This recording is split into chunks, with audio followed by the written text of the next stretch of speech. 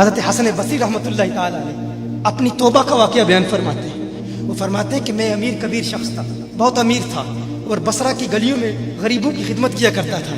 اچانک میں نے ایک حسین عورت کو دیکھ لیا اور میں اسے دیکھتا ہی رہ گیا۔ اس عورت نے مجھے کہا اما تشتہی، تجھے شرم نہیں آتی؟ میں نے کہا ممن، کس سے شرماؤں؟ اس نے کہا وہ جو آنکھوں کی خیانت کو دیکھتا ہے اور دلوں کے پوشیدہ رازوں کو جانتا ہے، تجھے شرم نہیں آتی؟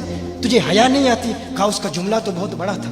حسن بصری اپنی توبہ کا واقعہ بیان فرما رہے ہیں۔ فرمایا اس کا جملہ تو بہت بڑا تھا، لیکن وہ اتنی حسین تھی، ایسی خوبصورت تھی، میں پھر بھی مسلسل اسے دیکھتا رہا اور دیکھتا ہی رہ گیا۔ اور پھر آخر اس نے کہا کیوں بار بار مجھے دیکھتا ہے؟ میں نے اس عورت کو کہا کہ تیری آنکھیں اتنی خوبصورت ہیں کہ تیری جھیل جیسی آنکھوں میں ڈوبنے کا جی چاہتا ہے۔ اس عورت نے کہا اچھا تو ایسی بات کرتا ہے، تو یہاں انتظار کر۔ وہ عورت اپنے گھر میں چلی جاتی ہے۔ تھوڑی دیر کے بعد کہا میں انتظار کر رہا تھا۔ تھوڑی دیر کے بعد اس کی خادمہ آتی ہے، اس کے ہاتھ میں ایک تشت ہے اور اس تشت کے اندر اس پر ایک کپڑا ہے۔ کہا میں نے کپڑا اٹھایا تو اس میں اس کی 2 آنکھیں تھیں۔ اس نے اپنی 2 آنکھیں نکال کے اپنی خادمہ کو دے دی کہ اس کی وجہ سے اس کا دل دین سے دور ہوا ہے، مجھے یہ آنکھیں نہیں چاہیے۔ کہا اس پر ایک کاغذ تھا، کاغذ پر لکھا ہوا تھا مجھے ایسی آنکھوں کی ضرورت ہی نہیں جس سے ایک مرد فتنے میں مبتلا ہو جائے۔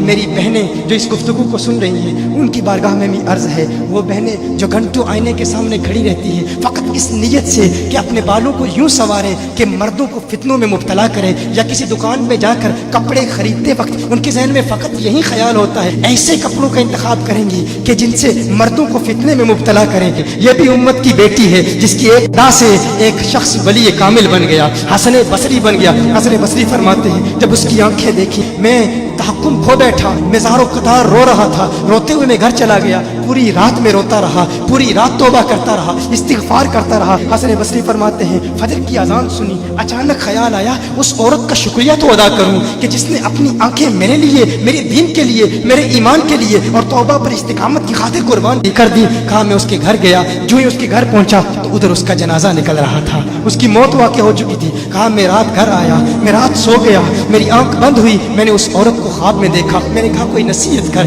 اس عورت نے کہا کہ جب تنہائی میں ہو اللہ کا ذکر کرتے رہو، اور جب صبح کرو تو استغفار کرو، شام کے وقت استغفار پڑھو۔ کہا میں نے اس وقت توبہ کر لی، ایک عورت میری توبہ کا سبب بنی، ایک عورت کی وجہ سے مجھے توبہ پر استقامت ملی۔ یہی حسن بصری پھر وہ واقعہ بھی آتا ہے، وہ دور بھی آتا ہے، ان کا ڈر کتنا ہے، ان کا تقوی کتنا ہے، پرہیزگاری کتنی ہے۔ یہی حسن بصری ایک دن ایک شخص نے حسن بصری رضی اللہ تعالی عنہ سے کہا ہے حسن بصری کیا آپ جانتے ہیں کہ جہنم سے جو شخص سب سے آخر میں جہنم سے نکالا جائے گا اور پھر یا حنانو یا منانو پڑھتا ہوا جہنم سے باہر نکلے گا؟ حسن بصری فرماتے ہیں کاش میں وہ شخص ہوتا، کاش میں وہ شخص ہوتا۔